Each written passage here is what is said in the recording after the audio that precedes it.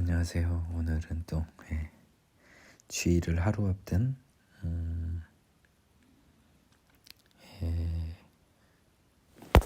4월 20일 토요일 저녁 11시 52분이네요. 8분만 있으면 이제 일요일입니다. 사무엘하 세 번째 시간을 갖습니다. 오늘로 따지면요, 어제 새벽에 한 걸 따지면 오늘 기준으로도 4개의 강의 참 부지런히 달려는 가고 있습니다. 12장입니다. 여호와께서 나단을 다윗에게 보내시니 그가 다윗에게 가서 그에게 이르되 한 성읍에 두 사람이 있는데 한 사람은 부하고 한 사람은 가난하니 그 부한 사람은 양과 소가 심히 많으나 가난한 사람은 아무것도 없고 자기가 사서 기르는 작은 암양 새끼 한 마리뿐이라. 그 암양 새끼는 그와 그의 자식과 함께 자라며 그가 먹는 것을 먹으며 그의 잔으로 마시며 그의 품에 누움으로 그에게 딸처럼 되었거늘 어느 행인이 그 부자에게 오매 부자가 자기에게 온 행인을 위하여 자기의 양과 소를 아껴 잡지 아니하고 가난한 사람의 양 새끼를 빼앗아다가 자기에게 온 사람을 위하여 잡았나이다니 다윗이 그 사람으로 말미암아 노하여 나단에게 이르되 여호와의 살아계심을 두고 맹세하노니 이 일을 행한 사람은 그 사람은 마땅히 죽을 자라. 그가 불쌍히 여기지 아니하고 이런 일을 행하였으니 그 양 새끼를 4배나 갚아 주어야 하리라 한지라. 우리나라는 쌀 90가마 가진 사람이 한 가마 달라해서 100가마를 채우겠다는 거하고 비슷한 거죠. 나단이 다윗에게 이르되 당신이 그 사람이라. 이스라엘 하나님 여호와께서 이와 같이 이르시기를 내가 너를 이스라엘 왕으로 기름 붓게 하여 너를 사울의 손에서 구원하고 내 주인의 집을 내게 주고 네 주인의 아내들을 네 품에 두고 이스라엘과 유다 족속을 내게 맡겼느니라. 만일 그것이 부족하였을 것 같으면 내가 내게 이것저것을 더 주었으리라. 그러한데 어찌하여 네가 여호와의 말씀을 업신여기고 나보기에 악을 행하였느냐. 네가 칼로 햇사람 우리아를 치되 암몬 자손의 칼로 죽이고 그의 아내를 빼앗아 네 아내로 삼았도다. 이제 네가 나를 업신여기고 햇사람 우리아의 아내를 빼앗아 네 아내로 삼았은즉 칼이 네 집에서 영원토록 떠나지 아니하리라 하셨고. 일단 여기까지 끊겠습니다. 6절까지는 어떤 이야기인지 여러분도 국어 공부만 해도 충분히 알 수 있어요. 근데 여러분이 여기서 눈치를 채야 되는 게 있죠. 다윗의 5절의 답변을 보면요, 5절 6절의 답변을 보면 그 예수님의 말씀이 생각이 나는 거죠. 자기 눈에 들보는 보지 못하고 타인의 눈에 티끌을 보는 우리 인간의 본성, 죄인의 본성이 강하게 숨어 있습니다. 7절에서 나단 선지자의 말이 8절에서부터 이어지고요. 이 말을 들었을 때 다윗은요, 망치로 머리를 맞은 듯한 충격을 받았을 겁니다. 더하여 지금 7절 이후에 나단 선지자의 말과 이전에 우리아의 남편 밧세바의 남편 우리아에게 행한 다윗의 행동을 보면요, 다윗은 하나님의 전능하심을 믿었지만요, 하나님이 죄를 짓지 말라는 하나님의 그 말씀은, 율법은요, 미안하지만 전혀 안 지켰어요. 그는 살인자였습니다. 그래서 제가 사무엘하 1장 도입부 아말렉 청년을 죽인 다윗의 행위는 살인이라고 했고요. 그런 더러운 악한 자에게 우리아의 밧세바의 남편 우리아에게 이런 더 악한 죄를, 그보다 훨씬 더 악한 죄를 할 수 있는 에너지가 그 마음에 남아 있었지요. 이제 다윗은 어떡하죠? 이 다윗은 어떡하죠? 이제 다윗은 하나님의 전능하심을 믿고 의지하고 사울과 그 목숨을 지척에 둔 이 경쟁이 끝난 다윗에게 하나님은요, 전능하신 하나님을 아는 다윗에게 죄가 무엇인지 알게 해주세요. 그리고요, 하나님이 알고 정하고 부르신 다윗이기에 회개의 마음을 주십니다. 제가 사무엘하 1장에서 왜 그런 생각을 했는지를 이제 여러분들이 조금은 추측해 볼 수 있어야 할 것 같습니다. 하나님은 우리아의 아내를 빼앗아 자신의 아내로 삼은 다윗을 나를 업신여기고라고 했습니다. 결국 하나님은요, 죄를 짓는 것은 하나님을 업신여긴다고 표현하시거든요. 다윗이 받았을 충격이 얼마나 컸을까요? 이제 다윗의 인생은 본격적으로 죄와 싸움을 하는 인생 2막이 시작되고요. 죄를 넘어 예수님을 만난 다윗은 사도행전이나 신약 성경에서 언급하였듯이 수많은 성령에 감동된 시편을 남김으로써 진정한 하나님의 자녀가 됩니다. 따라서 밧세바 사건 이전의 다윗은 여전히 죄인이었습니다. 이것이 매우 중요합니다. 여호와께서 또 이와 같이 이르시기를, 보라, 내가 너와 네 집에 재앙을 일으키고 네가 네 눈앞에서 네 아내를 빼앗아 네 이웃들에게 주리니 그 사람들이 네 아내들과 더불어 백주에 동침하리라.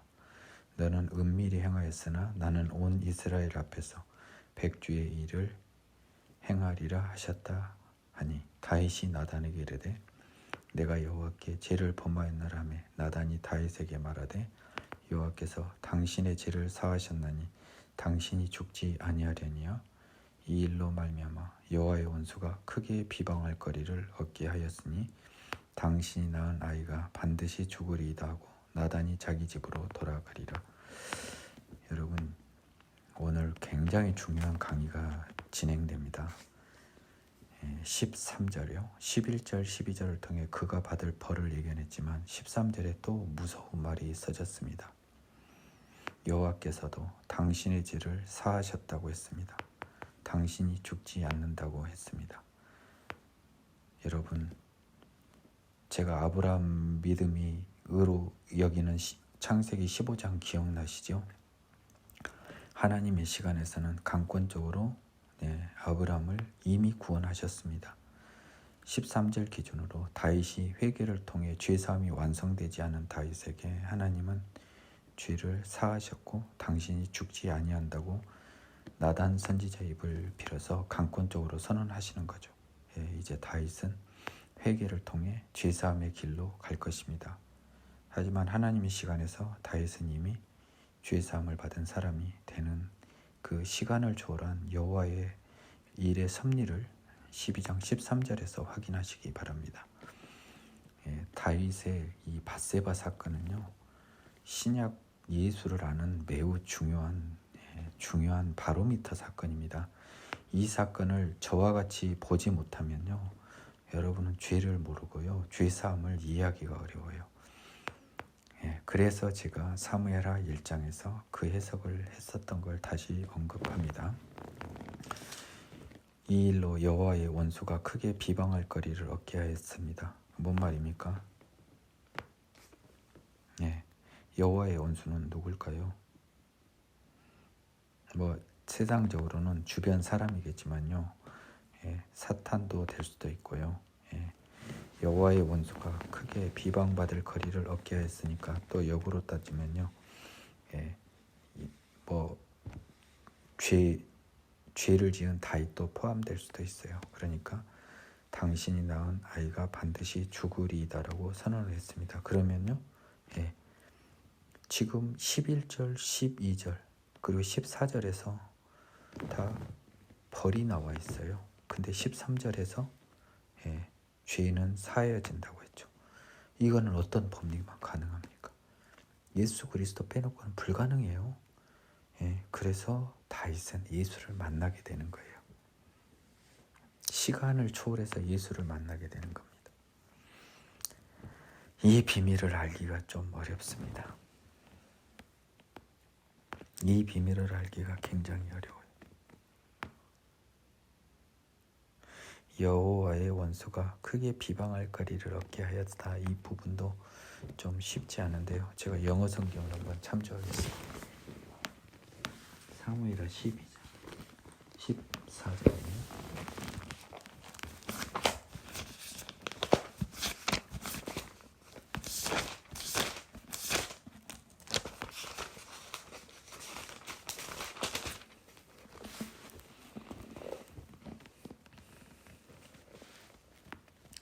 However, because by this deed you have given great occasion to the enemy of the Lord to blaspheme.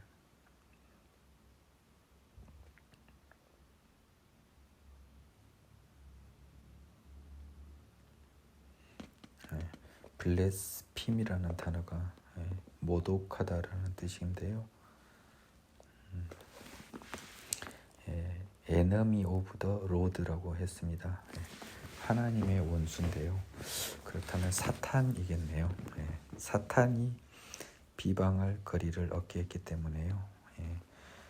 하나님도 이거 비방은 막아줄 수가 없어요. 이 행위에 대한 책임은 분명 져야 됩니다. 사탄의 비방을 막아줄 수가 없어요. 이제 그에 따라 아이는 죽는 벌을 받습니다. 하지만 다윗은 하나님이 이제 죄 사함을 통해서 이제 죄의 문제를 해결해 주실 것입니다. 따라서 시편은 다윗이 before 우리야 사건, after 우리야 사건으로 나누어 볼 필요가 있을 것입니다. 우리아의 아내가 다윗에게 낳은 아이를 여호와께서 치심에 심히 앓는지라. 다윗이 그 아이를 위하여 하나님께 간구하되 다윗이 금식하고 안에 들어가서 밤새도록 땅에 엎드렸으니 그 집의 늙은 자들이 그 곁에 서서 다윗을 땅에 일으키려 하되 왕이 듣지 아니하고 그들과 더불어 먹지도 아니하더라. 이렙 만에 그 아이가 죽으니라. 그러나 다윗의 신하들이 아이가 죽은 것을 왕에게 아뢰기를 두려워하니 이는 그들이 말하기를 아이가 살았을 때 우리가 그에게 말하여도 왕이 그 말을 듣지 아니하셨나니 어떻게 그 아이가 죽은 것을 그에게 아뢰일 수 있으랴. 왕이 상심하시리로다 함이라. 다윗이 그의 신하들이 서로 수군거리는 걸 보고 그 아이가 죽은 줄을 다윗이 깨닫고 그의 신하들에게 묻되 아이가 죽었느냐 하니 대답하되 죽었나이다 하는지라. 다윗이 땅에서 일어나 몸을 씻고 기름을 바르고 의복을 갈아입고 여호와 전에 들어가서 경배하고 왕궁으로 돌아와 명령하여 음식을 그 앞에 차려가고 먹은지라. 20절은 여러분들이 굉장히 충격적으로 받아야 할 부분입니다. 우리 믿음은 크게 두 가지 부분이 있어요. 여러분, 우리 믿음은요, 여호와의 전능하심과 여호와의 주권을 인정하는 것이 가장 큽니다. 그 다음은요, 회개를 통해서 그 전능한 하나님이 회개한 당신을 변하여 새 사람 되게 해서 생명의 성령으로 태어나게 해준다. 이 두 가지가 우리 믿음의 틀이거든요. 그런데 전제 조건은 첫 번째 믿음이 있어야 두 번째 믿음으로 나아갈 수 있는 거예요.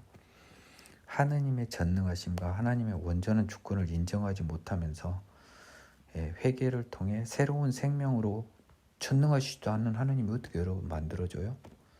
불가능하잖아요. 따라서 전능하심과 하나님의 주권을 인정하는 것이 믿음의 가장 베이스 중의 베이스입니다. 20절에서 다윗은 하나님의 전능하심과 하나님의 주권을 온전히 인정한 거죠. 슬퍼할 이유가 없는 거예요. 아, 하나님이 죽이기로 작정하셨구나. 그러면 어쩔 수 없는 거다. 그리고 하나님은 공의로우시니까 내가 왈가왈부할 수 없지 않냐. 그의 신하들이 그에게 이르되 아이가 살았을 때는 그를 위하여 금식하고 오시더니 죽은 후에는 일어나서 잡수시니 이 일이 어찌 됨입니까? 이게 세상 사람들의 특징이죠. 하나님의 주권을 모르는 사람들은 더 슬퍼하죠. 더 아쉬워하죠. 다윗의 현명한 답변이 나옵니다. 이르되 아이가 살았을 때 내가 금식하고 온 것은 혹시 여호와께서 나를 불쌍히 여기사 아이를 살려주실는지 누가 알까 생각함 이거니와 지금은 죽었으니 내가 어찌 금식하랴. 내가 다시 돌아가게 할 수 있느냐. 제가 형광펜으로 칠해놨습니다. 내가 다시 돌아오게 할 수 있느냐. 사람들은 돌아오게 할 수도 없으면서도 슬퍼하고 억울해하고 애통해요. 그건 뭡니까? 더러운 죄의 결과라는 거예요. 그것은 시간을 되돌리게 하고 결과를 바꾸고 싶은 더러운 인간의 욕심이에요. 하나님의 시간에서, 하나님의 주권에서 이 아이는 죽었습니다. 나는 다시 돌아오게 할 수 없습니다. 나는 그에게로 가려니와 그는 내게로 돌아오지 아니하리라. 이 말이 뭔 말입니까? 내가 다시 돌아오게 할 수 있다라는 말을 부연 설명하는 거예요. 내가 죽을 수 있지만 그가 어떻게 다시 살아올 수 있냐는 거예요. 하나님이 그를 죽였는데 어찌하냐는 겁니다. 그런데요, 이 말도 엄청 중요합니다. 여러분, 22절 아이가 살았을 때는 혹시 여호와가 나를 불쌍히 여기사 살려주실지 알 수 없잖아요. 이 말이 뭡니까? 내가 그랬어요. 하나님이 알고 정하고 부르시지 않은 자는 구원을 받을 수 없다고. 우리가 알고 정하고 부르신지 우리가 죽을 때까지는 모르잖아요. 따라서 우리가 죽을 때까지는 열심히 하나님의 자녀로 부르심을 받은 걸 전제로 하나님께 기도하고 그분의 구원을 구해야죠. 그 말입니다. 그러니까 22절은 우리가 죽을 때까지 하나님의 구원을 구하는 우리의 마음이고요. 23절은 구원을 제외한 나머지 영역에서 이미 발생한 하나님의 주권하에서 발생한 일에 대해서 후회나 미련을 갖는 것은 어리석을 뿐만 아니라 죄 중에도 극악무도한 죄임을 여러분 잊어서는 안 돼요. 솔로몬이 태어나다. 다윗이 그의 아내 밧세바를 위로하고 그에게 들어가 그와 동침하였더니 그가 아들을 낳음에 그의 이름을 솔로몬이라 하니라. 여호와께서 그를 사랑하사 선지자 나단을 보내 그의 이름을 여디디아라 하시니 이는 여호와께서 사랑하셨기 때문이라. 솔로몬이란 이름이 굉장히 좋은 이름이네요. 여호와께 사랑을 입었다는 뜻의 여디디아랍니다. 저는 이것을 좀 열 몇 번 읽을 동안 크게 안 봤는데요. 오늘은 굉장히 크게 보이네요. 이 말씀이 여호와께 사랑을 입었으면 어디 한번 두고 보겠습니다. 요압이 암몬 자손 라빠를 쳐서 그 왕성을 점령하매 요압이 전령을 다윗에게 보내 이르되 내가 라빠 곧 물들의 성읍을 쳐서 점령하였으니 이제 왕은 그 백성의 남은 군사를 모아 그 성에 맞서 진치고 이 성읍을 쳐서 점령하소서. 내가 이 성읍을 점령하면 이 성읍이 내 이름으로 일컬음을 받을까 두려워하나이다 하니 다윗이 모든 군사를 모아 라빠로 와서 그것을 쳐서 점령하고 그 왕의 머리에 보석 박힌 왕관을 가져오니 그 중량이 금 1달란트라. 다윗이 자기 머리에 쓰니라. 다윗이 또 그 성읍에서 노력한 물건을 무수히 내오고 그 안에 있는 백성을 끌어내어 톱질과 썰의질과 철도끼질과 벽돌구이를 그들에게 하게 하니라. 암몬 자손의 모든 성읍을 이같이 하고 다윗과 모든 백성이 예루살렘으로 돌아가니라. 이스라엘을 괴롭혔던 암몬 족속이 결국 다윗에게 점령을 당해서 이스라엘의 노예가 되네요. 이걸 보면 요압이 다윗에게 나름 충성을 한 거예요. 지금 다윗은요, 스루의 아들 요압 형제 아사엘은 죽었고 아비새와 이 요압을 함부로 할 수 없어서 굉장히 힘들어하는 다윗의 모습이 보였는데요. 요압은 기본적으로 다윗에게 충성을 다 하고 있습니다. 나중에 이제 죽음을 맞이하죠. 아도니아 사건 때 그때는 배신을 하다 결국은 죽습니다. 여기까지는 적어도 다윗을 위한 충신의 모습이 보이고 있습니다.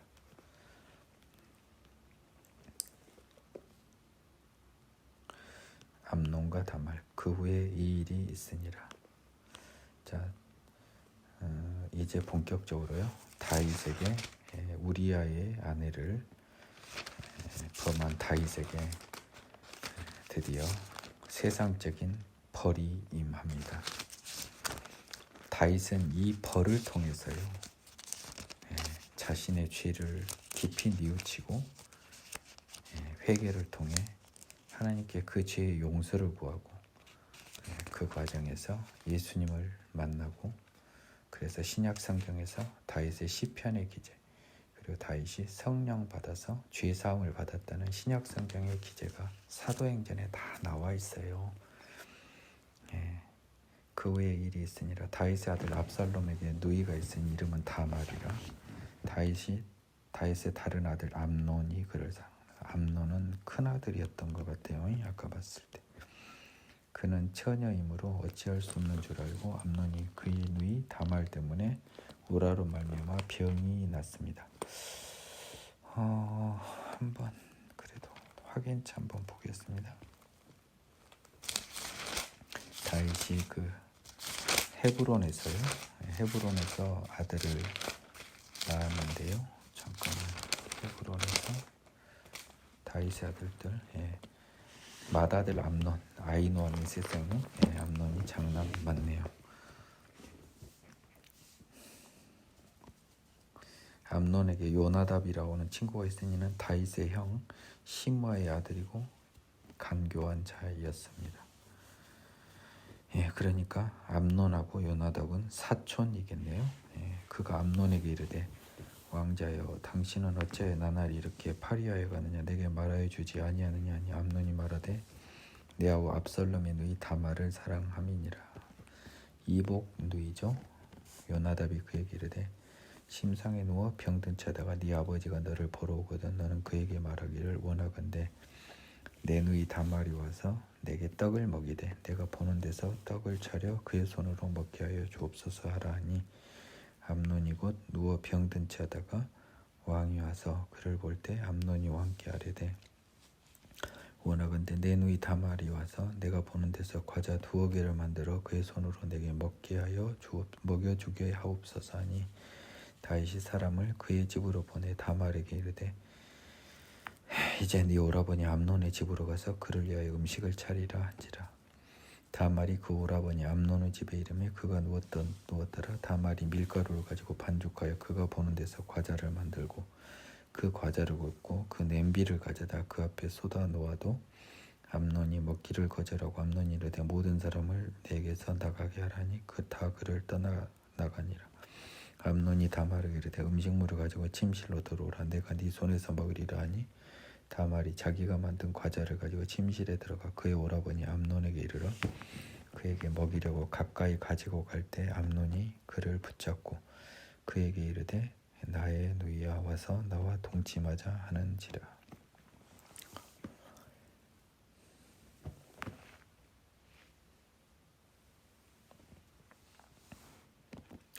여기까지 읽는데 여러분들에게 해석이 필요한 게 있습니까? 다만 암논과 다말 사건은 결국 압살롬 사건이 발생할 수밖에 없는 사건입니다. 다윗의 죄의 결과요.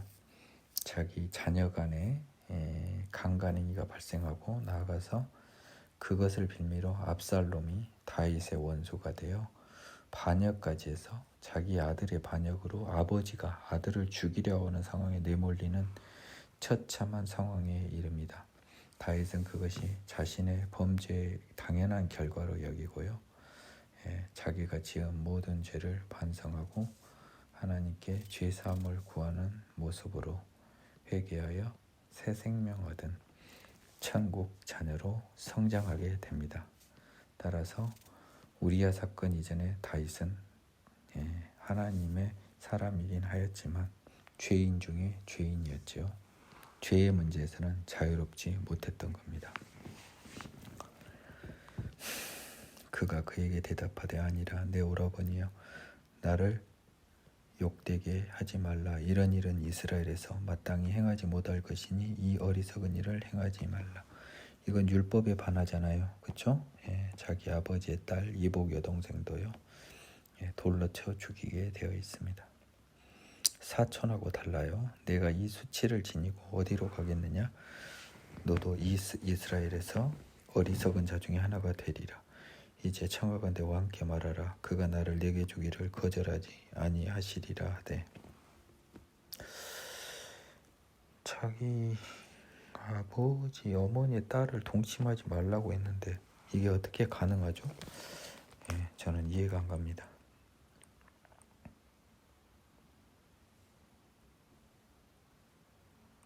이건 말이 안 되는 거예요. 레위기상. 그냥 이 위험을 피하기 위해서 다말이 한 말에 불과합니다. 암논이 그 말을 듣지 아니고 다말보다 힘이 셈으로 억지로 그와 동침하니라.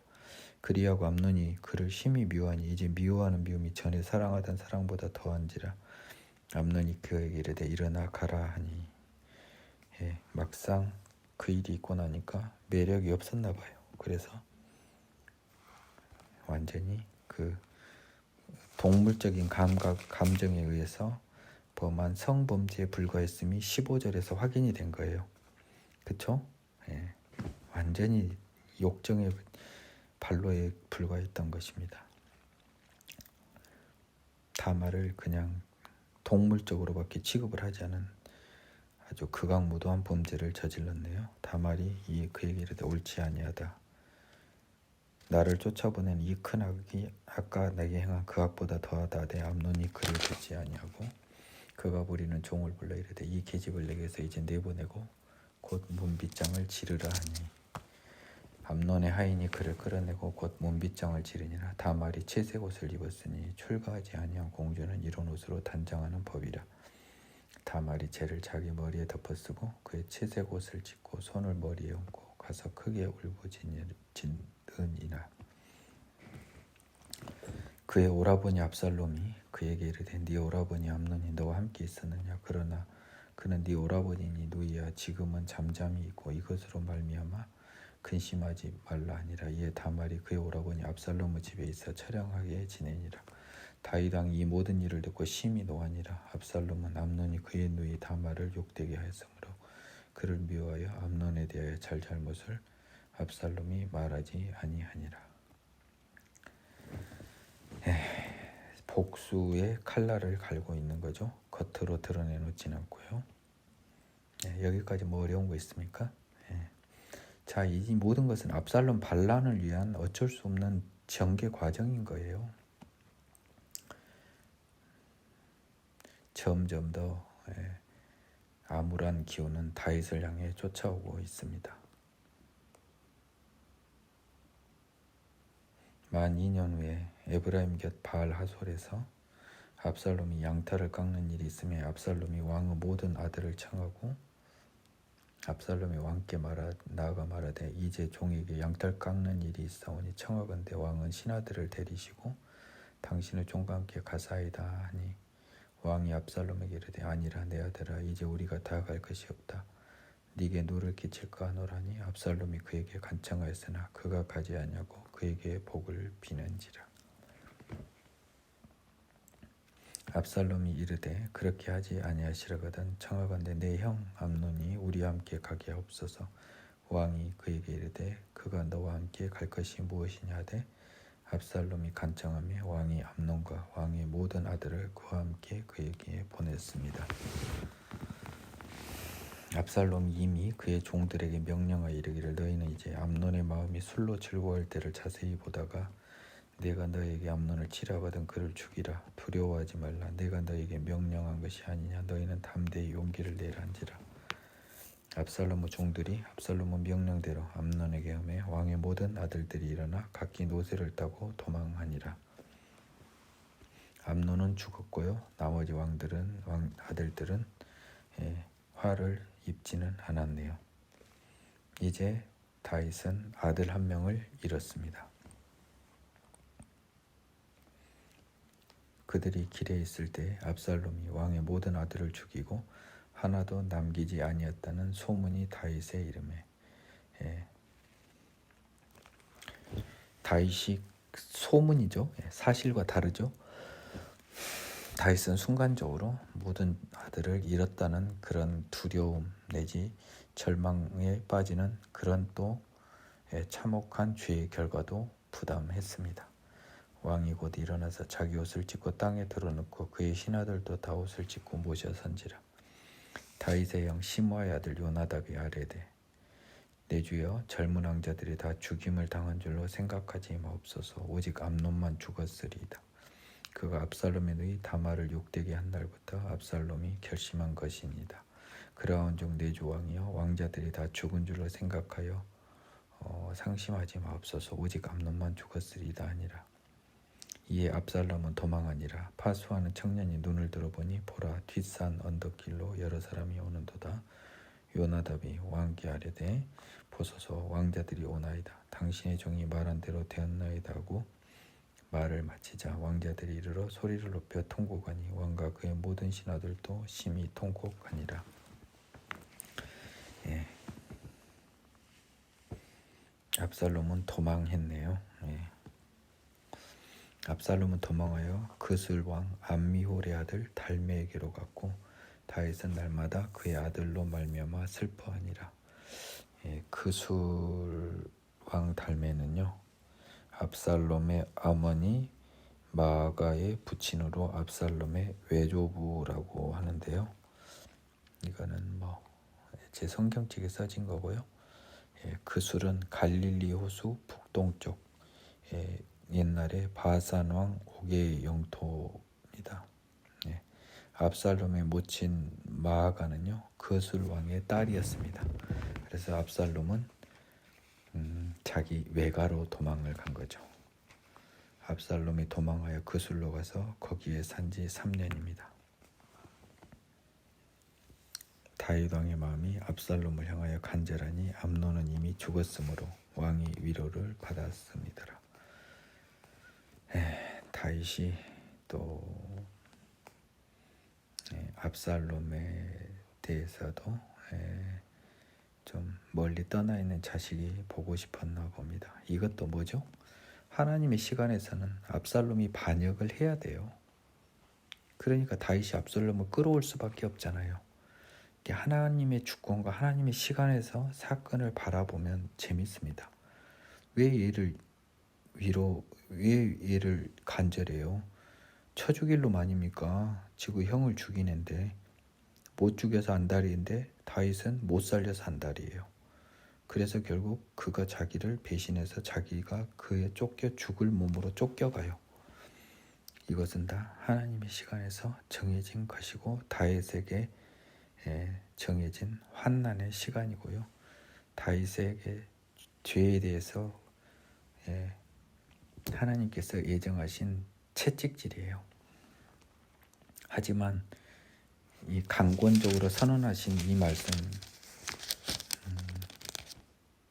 12장 13절 여호와께서 당신의 죄를 사하여서 당신이 죽지 아니하냐. 여기서 죽지는요 영원히 죽지 아니하는 천국까지 포함한 것으로 봐야 돼요. 천국이 약속된 다윗이 환난을 겪은들 뭔 의미가 있어요? 하나님 기준에서는 그 환난을 겪고 다윗은 예수님을 만나는 거예요. 그 환난의 과정이 앞으로 쭉 계속됩니다. 그래서 다윗은 압살롬을 미워하지 않고 자기 원수가 될 압살롬을 부릅니다. 스루의 아들 요압의 왕의 마음이 압살롬에게로 향하는 줄 알고 드고와 사람을 보내 거기서 지혜로운 여인 하나를 데려다가 그에게 이르되 청하건대 나는 상주가 된 것처럼 상복을 입고 기름을 바르지 말고 죽은 사람을 위해 오래 슬퍼하는 여인같이 하고 왕께 들어가서 그에게 이러이러하게 말하라고 요압이 그의 입에 할 말을 넣어주니라. 사무엘 상과 사무엘 하의 저자는 동일합니다. 왜냐? 이러이러하게 말하라. 또 이런 표현이 사무엘서 말고 내가 못 봤어요. 지금까지 구약성경 오면서요. 그러니까 사무엘서는 다른 성경하고 다르다고요. 제 눈에 걸려들었다고요. 저자가. 드고아의 여인이 왕께 아뢰일 때 얼굴을 땅에 대고 엎드려 이르되 왕이여 도우소서 하니 왕이 그에게 이르되 무슨 일이냐 하니라. 대답하되 나는 진정으로 과부니이다. 남편은 죽고 이 여종에게 아들 둘이 있더니 그들이 들에서 싸우나 그들을 말리는 사람이 없으므로 한 아이가 다른 아이를 쳐 죽인지라. 온 족속이 일어나서 당신의 여종 나를 핍박하여 말하기를 그의 동생을 쳐 죽인 자를 내놓으라. 우리가 그의 동생 죽인 죄를 갚아 그를 죽여 상속자 될 것까지 끊겠노라 하오니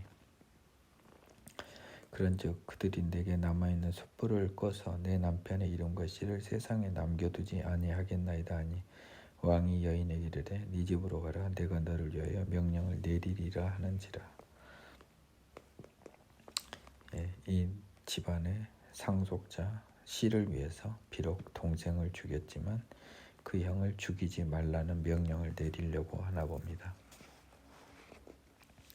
두고 하여니 왕께 아뢰되 내 조왕이여 그 죄는 나와 내 아버지의 집으로 돌릴 것이니 왕과 왕위는 허물이 없으리이다. 왕이 이르되 누구든지 네 말하는 자를 내게로 데려오라. 네게 그가 다시는 너를 건드리지도 못하리라 하니라. 왕이 이르되 누구든지 네게 말하는 자를 내게로 데려오라. 그가 다시는 너를 건드리지도 못하리라 하니라. 여인이 이르되 청하건대 왕은 왕의 하나님 여호와를 기억하사 원수 감자가 더 죽이지 못하게 하옵소서. 내 아들을 죽일까 두렵나이다 하니 왕이 이르되 여호와께서 살아계심을 두고 맹세하노니 네 아들의 머리카락 하나도 땅에 떨어지지 아니하리라 하니라. 여인이 이르되 청하건대 당신의 여종을 용납하여 한 말씀을 내 조왕께 여쭙게 하옵소서 하니 그가 이르되 말하라 하니라. 179페이지부터 했는데요. 여인이 이르되 그러면 어찌하여 왕께서 하나님의 백성에게 대하여 이같이 생각을 하셨나이까? 이 말씀을 하심으로 왕께서 죄 있는 사람같이 되심은 그 내쫓긴 자를 왕께서 집으로 돌아오게 하지 아니하심이니이다. 우리는 필경 죽으리니 땅에 쏟아진 물을 다시 담지 못한 같을 것이오나 하나님은 생명을 빼앗지 아니하시고 방책을 베푸사 내쫓긴 자가 하나님께 버린 자가 되지 아니하게 하시나이다. 14절이요. 굉장히 중요한 말이에요.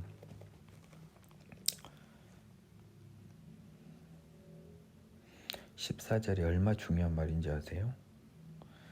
우리는 필경 죽으리니 땅에 쏟아진 물을 다시 담지 못할까지나 우리는 죄인이라서요. 지옥으로 가야 될 운명입니다. 하지만 하나님은 생명을 빼앗지 아니하시고 방책을 베푸사 이 지옥에 갈 자가 버린 바 되게 아니하신다는 그 이야기거든요. 이것은 약간 이 사건에서는 지금 압살롬을 이야기합니다. 그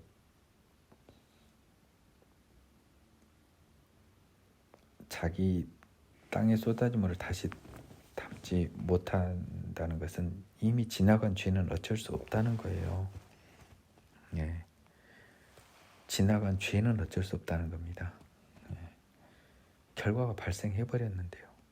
그런데 하나님은 그 죄에 대해서 생명을 빼앗지 아니시고 방책을 베푸사 죄 지은 자가 버림받지 않게 하실 수도 있다는 거고요. 이거는 결국 죄인인 우리에 대한 구원을 말씀하시고 있는 모습이 살짝 보여요. 이 여자의 입을 빌어서.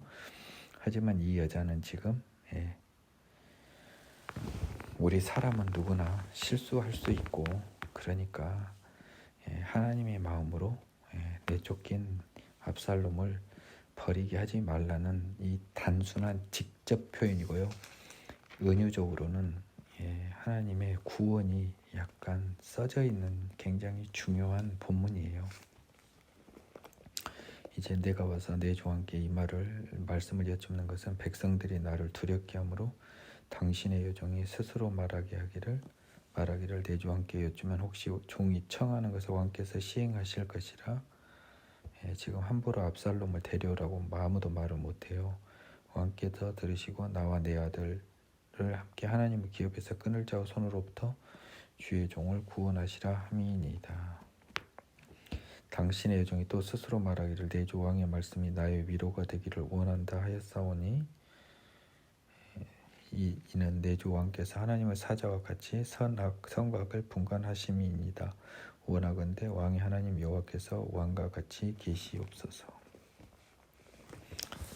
하나님의 마음으로 이 일을 다시 이 여자가 말한 그 사건, 이거는 약간 지어낸 사건 같아요. 근데 그것에 비추어서 지금 사람을 용서하는 것이 필요하다는 것이 지금 써져 있습니다. 자, 첫 번째 이 여자는 아들이 둘인데요. 한 아이는 다른 애가 죽였고 그 다른 아이는 주변의 사람들이 살인범이나 죽이겠다고 합니다. 그래서 이 여자는 두 아들을 잃고 그 집안은 끊어지게 돼 있어요. 뭐가 필요한가요? 그러면 용서가 필요하지요. 한 아이가 살기 위해서는. 그렇잖아요. 용서가 지금 필요하다는 이야기를 하는 거예요. 그래서 이 사무엘하 14장의 이 케이스는 이 죄사함과 용서에 필요한 상황을 많이 이야기하고 있어요. 근데 실질적으로는 압살롬을 용서하라는 건데요. 복음에 관한 복선이 숨어 있다는 취지입니다. 제 말은. 왕의 하나님 여호와께서 왕과 같이 계시옵소서 하는 17절의 말은 하나님은 선악간을 분간하시기도 하지만요. 용서도 하시는 하나님입니다. 그건 14절에 나왔죠. 왕이 그 여인에게 대답하여 이르되 바라노니 내가 내게 묻는 것을 내게 숨기지 말라. 여인이 이르되 내 조왕은 말씀하옵소서. 왕이 이르되 이 모든 일에 요압이 너와 함께하였느냐 하니 여인이 대답하여 이르되 내 조왕의 살아계심을 두고 맹세하옵나니 내 조왕의 말씀을 좌로나 우로나 옮길 자가 없으리이다. 왕의 종 요압이 내게 명령하였고 그가 이 모든 말을 왕의 여종 입에 넣어 주었사오니 이는 왕의 종 요압이 이 일의 형편을 바꾸려 하여 이렇게 함이니이다. 내 조왕의 지는 하나님의 사자의 지혜와 같아서 땅에 있는 일을 다 아시나이다 하니라. 요압이 다윗의 심기를 잘 아는 사람이에요. 참 대단한 사람이죠. 근데 이게 나중에 다윗의 목숨을 위협할 사건이 될 줄은 몰랐죠. 왕이 요압에게 이르되 내가 이 일을 허락하였으니 가서 청년 압살롬을 데려오라 하니라.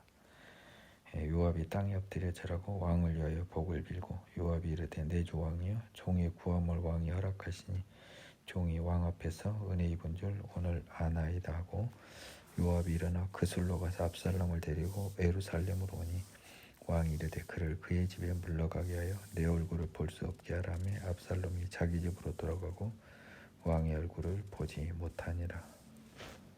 이렇게 해서 다윗 왕과 압살롬의 1차 화해는 됐습니다마는 용서는 못한 거죠. 아버지가 일단 오라고는 했는데 압살롬의 죄는요 해결이 안 됐습니다.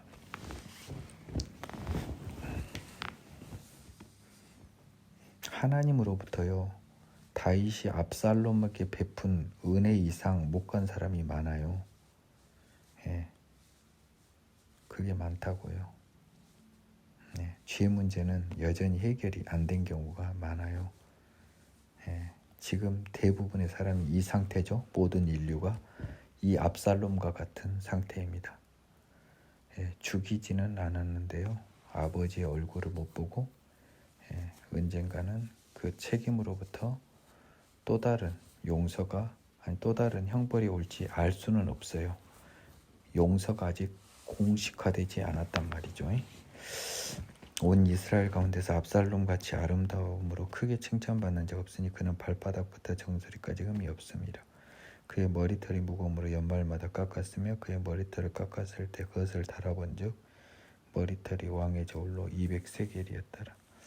압살롬이 아들 셋 딸 하나를 낳았는데 딸의 이름은 다말이더라. 그는 얼굴이 아름다운 여자더라. 자기 여동생의 이름하고 딸의 이름이 같네요. 다말로. 압살롬이 이태 동안 예루살렘에 있을 때 왕의 얼굴을 보지 못하였으므로 압살롬이 요압을 왕께 보내려 하여 압살롬이 요압에게 사람을 보내 부르되 그에게 오지 아니하고 또다시 그에게 보내되 오지 않으냐는지라. 막상 그 술에서 오기는 왔지만 아버지와 화해를 못하고 있는 압살롬은 요압을 통해서 화해를 시도하지만 요압이 오지 않습니다. 그래서 압살롬이 자기 종들에게 이르되 보라 요압 밭이 내 밭 근처에 있고 거기 보리가 있으니 가서 불을 지르라 하니라. 그래서 압살롬 종들이 요압 밭에 불을 질렀습니다.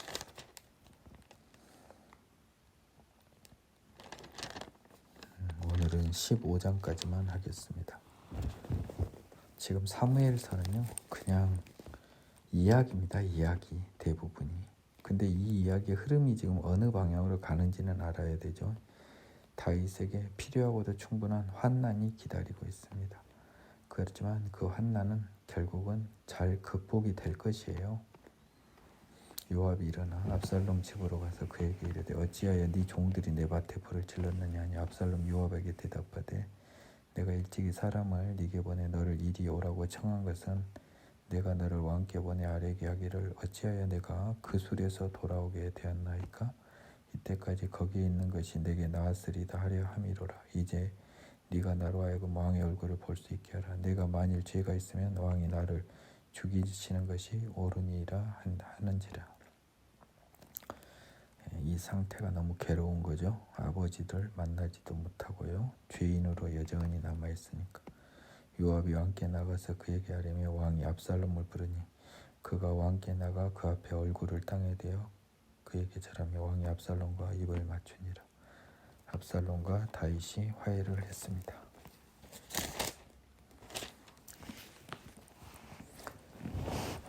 이제 하나님의 시간은 압살롬의 반역을 향해 달립니다. 그 후에 압살롬이 자기를 위하여 병거와 말들을 준비하고 호위병 50명을 그 앞에 세우니라. 압살롬이 일찍 일어나 성문 길 곁에 서서 어떤 사람이든지 송사가 있어 왕에게 재판을 청하러 올 때 그 사람을 불러 이르되 너는 어느 성읍이냐 하니 그 사람의 대답은 종은 이스라엘 아무 지파에 속하였나이다 하면 아무 지파 저자의 특징이죠. 압살롬이 그에게 이르기를 보라 네 일이 옳고 바르다마는 네 송사를 들을 사람을 왕께서 세우지 아니하셨다 하고 또 압살롬이 이르기를 내가 이 땅에서 재판관이 되고 누구든지 송사나 재판할 일이 있어 네게로 오는 자에게 내가 정의를 베풀기를 원하노라 하고 사람이 가까이에서 그에게 절하려면 압살롬이 손을 펴서 그 사람을 붙들고 그에게 입을 맞추니 이스라엘 무리 중에 왕께 재판을 청하러 오는 자들마다 압살롬의 행함이 이와 같아서 이스라엘 사람 마음을 압살롬이 훔치니라. 압살롬은 굉장히 지혜로운 사람입니다. 제 경험상 사람이 감정적으로 가장 흥분되어 있는 것이요. 다른 사람과 재판을 걸 정도로 감정적 대립으로 법적 호소를 하는 사람들은요. 굉장히 감정적으로 격해 있어요. 그 사람들은 그 감정을 응원해주는 사람한테 매우 약합니다. 이 압살롬이요. 사람의 그 약점을 정확히 파고들었어요. 그래서 각각 사람이 만일 어떤 사람이 졌더라도 사실 네가 졌지만 네가 더 옳다고 하면 그 사람은 마음이 굉장히 위로를 받거든요. 그런 식으로 법정에 오는 사람들은 마음을 다 환심을 샀습니다. 이런 식으로 많은 작업을 하니 또 재판에 온 사람들이 입에 입을 통해서 소문은 잘 나고 천하의 호인이며 천하의 인자한 사람이 압살롬이 돼버리는 거죠. 4년 만에 압살롬이 왕께 아뢰되 내가 여호와께 소원한 것이 있으니 청하건대 내가 헤브론에 가서 그 소원을 이루게 하소서.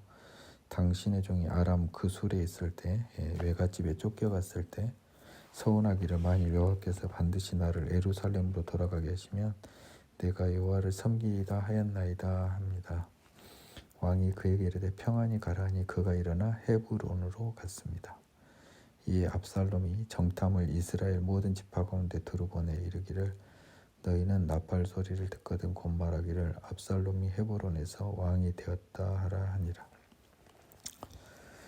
그때 청함을 받은 200명이 압살롬과 함께 예루살렘에서부터 헤브론으로 내려갔고요. 그들은 압살롬이 꾸민 모든 일을 알지 못하고 그저 따라가기만 했습니다.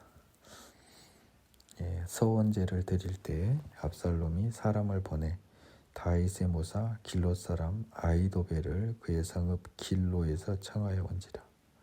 반역하는 일이 커가매 압살롬에게로 돌아오는 백성이 많아지니라. 이 아히도벨이라고 하는 사람이 굉장히 모사였나 봅니다. 제갈량 같은.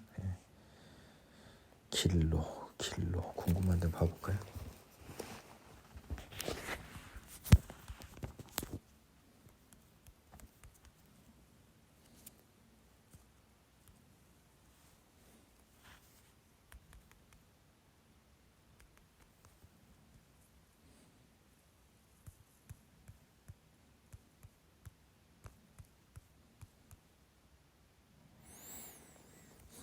큰 기쁨이란 뜻으로 헤브론 북쪽 10km 지점은 유다의 성읍이니까요.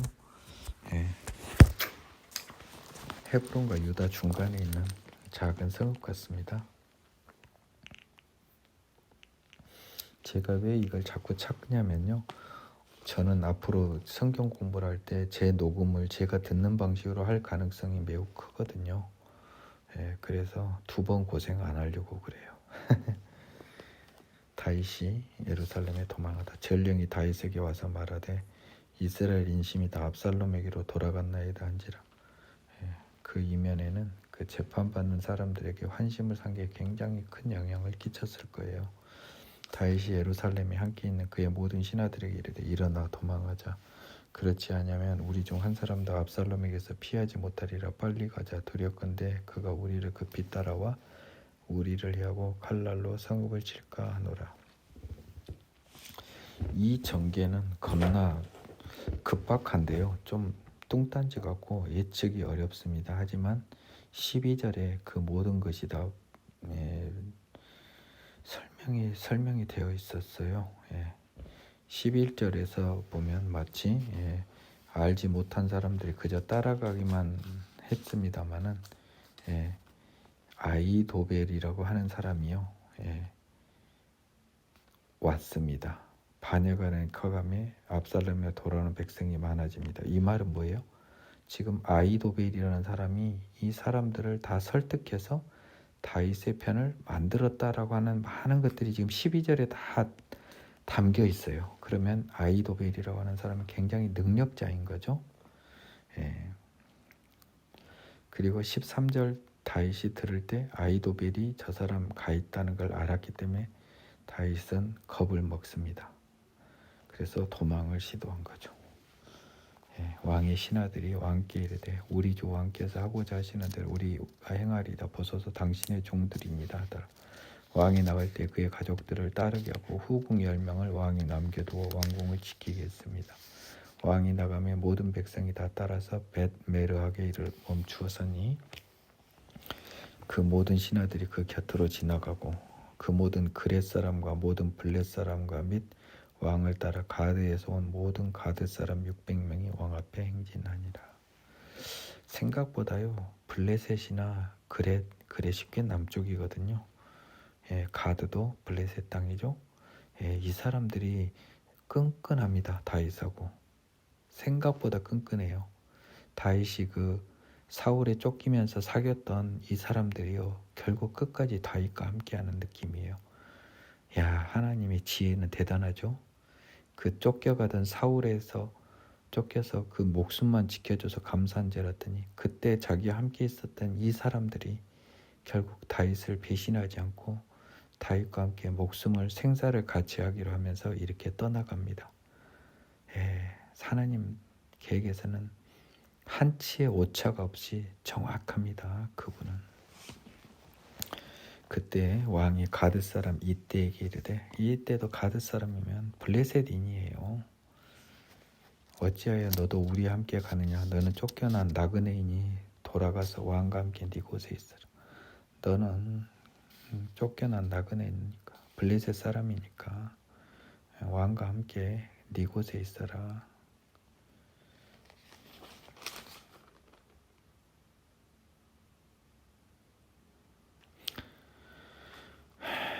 왕과 함께 네 곳에 있으라는 뭔 말이에요? 가드 가서 블레셋 왕한테 가란 소리예요. 너는 어제 왔고 나는 정처 없이 가니 오늘 어찌 너를 우리와 함께 떠돌아다니게 하니. 너는 나를 도와주려고 왔고 이제 나는 정처 없이 쫓겨났는데 또 나하고 같이 고생하게 하겠냐. 너도 돌아가 네 동포들에게 데려가라. 네 동포들도 데려가라. 블레셋으로 돌아가라. 은혜와 진리가 너희와 함께 있기를 원하노라. 은혜와 진리란 말을 가끔 써요. 여기서 사무엘서에서 이전에도 한번 나왔어요. 이때가 왕께 대답하여 이르되 여호와의 살아계심과 내 주 왕의 살아계심을 맹세하옵나니 진실로 내 주 왕께서 어느 곳에 계시든지 사나 죽으나 종도 그곳에 있겠나이다. 다윗이 이때에게 이르되 앞서 건너가라매 가드 사람 이때와 그의 수행자들이 그와 함께한 아이들이 다 건너가고 온 땅 사람이 큰 소리로 울며 모든 백성이 앞서 건너가며 왕도 기드론 시내를 건너가니 건너간 모든 백성이 광야 길로 향하니라. 이때란 사람 굉장한 충성이고 다윗과의 그 친분이 엄청 강해요.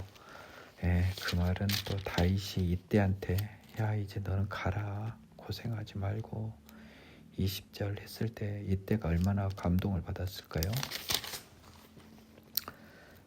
보라 사독과 그와 함께한 모든 레위 사람도 하나님의 언약궤를 메어다 하나님의 궤를 내려놓고 아비아들도 올라와서 모든 백성이 성에서 나오기를 기다리도다. 제사장들은 다윗과 함께하는 거죠. 언약궤도 가져왔습니다. 왕이 사독에게 이르되 보라 하나님의 궤를 성읍으로 도로 메어가라. 만일 내가 여호와 앞에서 은혜를 입으면 도로 나를 인도하사 내게 그 궤와 그 계신 데를 보이시리라.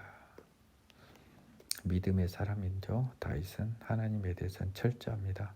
죄는 몰라도요. 그래서 하나님이 만일 주권하에서 나를 살려서 다시 인도하시면 다시 올 테니까 하나님의 궤를 나를 따라 정처 없이 험한 꼴 당하게 하지 말라는 겁니다. 그러나 그가 이와 같이 말씀하시기를 내가 너를 기뻐하지 아니하신다면 종이 여기사오니 선히 여기신 대로 내게 행하시옵소서 하리라. 다윗은 하나님의 전능하신 하나님의 주권만큼은 철저한 사람입니다. 26절 보십시오. 하나님이 기뻐하지 않으면 제가 죽겠습니다 이 말이잖아요. 왕이 또 제사장 사독에게 이르되 네가 선견자가 아니냐 너는 너희의 두 아들 곧 네 아들 아히마스와 아비아달의 아들 요나단을 데리고 평안히 성읍으로 돌아가라고 합니다. 사독 제사장한테는요 성읍 예루살렘으로 돌아가라고 합니다. 이 너희에게서 내게 알리는 소식이 올 때까지 내가 광야 나루터에서 기다리다 합니다. 제사장은 함부로 못 죽일 것이라고 생각을 했을 거예요. 다윗은 압살롬을 잘 알잖아요. 그리고 압살롬도 자기의 정권을 유지를 위해서는 제사장이 필요해요. 사독과 아비아달이 하나님의 궤를 예루살렘으로 도로 메어다 놓고 거기에 머물러 있었습니다. 제사장들은 안 죽일 거로 생각을 한 거죠. 다윗이 감람산길로 올라갈 때 그의 머리를 그가 가리고 맨발로 울며 가고 그와 함께 가는 모든 백성들도 각각 자기의 머리를 가리며 울며 가니라. 다윗은 이때부터 철저한 회개의 시간을 갖습니다. 어떤 사람이 다윗에게 알리되 압살롬과 함께 모반한 자들 가운데 아히도벨이 있나이다 하니 다윗이 이르되 여호와여 원하건대 아히도벨의 모략을 어리석게 하옵소서 하니라. 아히도벨의 모략이 뛰어난 걸 알기 때문에요. 그 계략이 제발 실패하기를 바란다라고 하는 거죠. 다윗이 하나님을 경배하는 마루턱에 이를 때 아렉 사람 후세가 옷을 찢고 흙을 머리에 덮어쓰고 다윗을 맞으러 왔습니다. 다윗이 그에게 이르되 네가 만일 나와 함께 나가면 내게 누를 끼치리라. 그러나 네가 만일 성읍으로 돌아가서 압살롬에게 말하기를 왕이여 내가 왕의 종이니다. 전에는 내가 왕의 아버지의 종이었더니 이제는 내가 왕의 종이니다 하면 네가 나를 위하여 아히도벨의 모략을 패하게 하리라. 약간 좀 하나님으로부터 어떤 영감을 받은 느낌이 있어요. 후세를 통해 아히도벨의 모략을 패하게 하라는 명령을 받은 것 같아요. 사독과 아비아달 두 제사장이 너와 함께 거기 있지 아니하냐. 네가 왕의 궁중에서 무엇을 듣든지 사독과 아비아달 두 제사장에 알리라. 그들의 두 아들 곧 사독의 아히마아스와 아비아달의 요나단이 그들과 함께 거기 있나니 너희가 듣는 모든 것을 그들 편에 내게 소식을 알릴지니라 하는지라. 다윗의 친구인 후세가 곧 성읍으로 들어가고 압살롬도 예루살렘으로 들어갔습니다. 후세도 목숨을 건 모험을 할 예정이네요. 다윗에게는 몇몇 충신들이 있었습니다. 이때라고 하는 사람하고요. 그리고 후세라고 하는 사람이 다윗의 충신으로 여겨지네요. 제사장인 사독과 아비아달도 다윗과 굉장히 친분이 있었던 것으로 보여집니다. 예, 여러분 고생하셨습니다. 피곤해서 강의 마치겠습니다. 다음 강의 때 찾아뵙겠습니다.